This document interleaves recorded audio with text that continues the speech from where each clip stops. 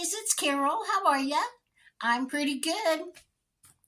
Yesterday, at the end of that video, I showed you a little clip of what the scenery around Texas is, and it's not much.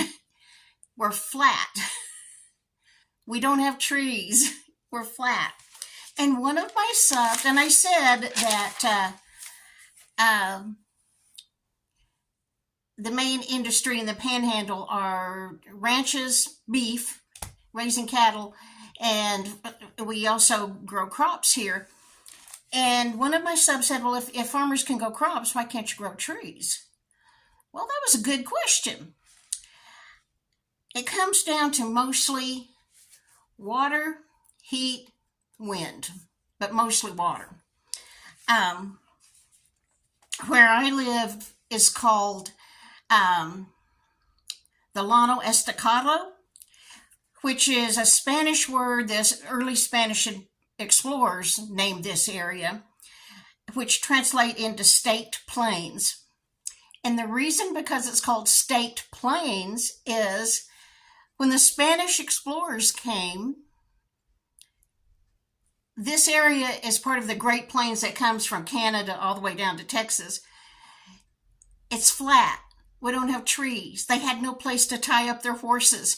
So they would have to hammer stakes in the ground and tie their horses to the stakes to keep the horses from wandering off. So this area around Amarillo is called Llano Estacado for the staked plains. They also left stakes to sort of make a map because there are no landmarks if it's all flat. I looked up a lot of information. It says the north and west regions of the Texas Panhandle, where I live, are referred to as the Llano Estacado. This plain is one of the largest and most completely flat areas of its size in the world. That's where I live, in the flattest part of the world. Soil here in the high plains is primarily heavy clay. It's hard to grow anything in it. And underneath the clay is a layer of caliche. On top of that, the soil is very alkaline. So that limits the kind of trees that can grow here. Now, inside of the city limits of Amarillo, there are trees everywhere. Well, sort of. In the richer part of town, where people can amend the soil and can afford to buy trees grown somewhere else and purchased, there are lots of beautiful trees in people's yards. They have to amend the soil. They have to, most trees either like to grow Bermuda grass here, not Bermuda grass, bluegrass. You have to have an irrigation system in your yard to keep bluegrass growing. To keep Bermuda growing, you have to water it heavily. In the richer part of towns where they have a beautiful lawn and they have trees, they have an irrigation system in their yard. We don't have water here. We don't get water. The Panhandle here where I live gets an average between 12 and 19 inches of rain a year. That's not enough. On top of that, we are, let me see, our elevation is 3,671 feet above sea level. The wind blows every day. The wind blows constantly, sometimes very high winds. High winds are just pretty common.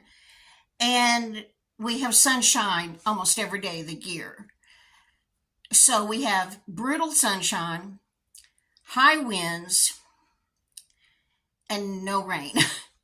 Does not make a place for people to raise trees. The Panhandle of Texas covers 26,000 square miles, which is slightly larger than the state of West Virginia.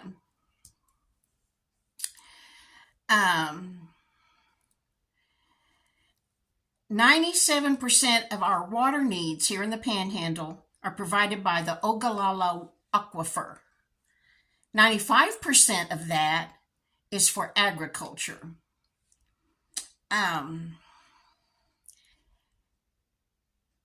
It's estimated at the rate of use we use water from the aquifer for irrigation systems for homes and crops.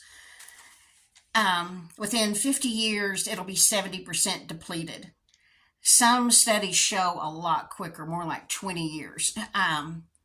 But let's go with 50 years. If the aquifer gets totally depleted, it will take 6,000 years of rainfall to replenish it. Now, the Ogallala aquifer runs from South Dakota to Texas.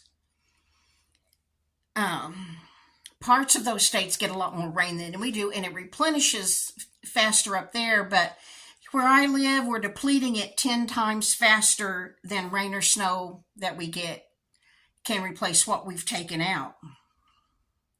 And we've been in a drought for years, a serious drought. So when you're depleting it 10 times faster than it can possibly replace, we're in trouble. Wells here. Now, I had a hard time finding the information on this. This may not be exactly accurate because so many of the things I could find online were so many years old, and it was hard to pinpoint down exactly in Amarillo. But to drill a well, a water well, here costs somewhere between $65 a foot and $100 a foot. You might hit water at 200 feet, but probably not. You probably need to go 600 to 1,200 feet to hit good water. So that's what the well situation is here. You need to go about a minimum of 600 feet to get to water.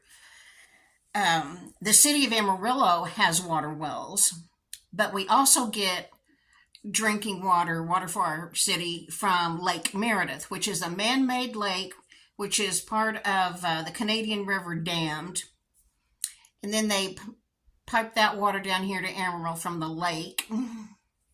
They tell me it's impossible, but I swear, sometimes the water coming out of the tap smells fishy. It does. Most people that can afford it in Amarillo buy purified water. I mean, there are water places all over town to buy purified water. But as poor people, you drink tap water. My grandkids, Rhett and Taylor, first of all, where they live, they have a well, so they drink well water. And before that, when they lived in the city, their mom and dad bought purified water, and so they were used to drinking purified water. And the taste of Amarillo water is not real good. And so a couple of years ago, my son helped us with money, and we started buying bottled water for the kids to drink. If you need a low sodium diet in Amarillo, you can't drink the water. It's full of salt and minerals. So we do, here in my apartment, we do have some purified water that we have bought because the kids' dad wants them to have that, and he will help us pay for it. Casey prefers to not drink the tap water. I don't mind, but you know, I grew up poor. You drink what you had. Anyway, that's the water situation here. We're a semi-arid area. Actually, in one report I said the Texas Panhandle is where the Great Plains, which used to be called the Great American Desert, where the Great Plains meets the desert. That's why we don't have trees. I did find an article that said, here it is. The last glacier in the Texas Panhandle was over 10,000 years ago. Since the last glacier left, this is an exact quote, the Great Plains have been a treeless grassland for the last 8,000 to 10,000 years. We hadn't had trees in 8 to 10,000 years. I'm guessing we're not going to have any anytime soon. And when she asked me that, first thing I thought was, well, I don't know why we don't have trees. I've lived here all my life. We've never had trees. And so I called my sister. Actually, I texted her. I don't call. I texted her because I can't hear. And I said, she lives in New Mexico, which is even more of a desert. But she lives about a little over 100 miles from me. I said, why don't we have trees here? And she said, well, I never thought of it. We've always lived here and there haven't been trees.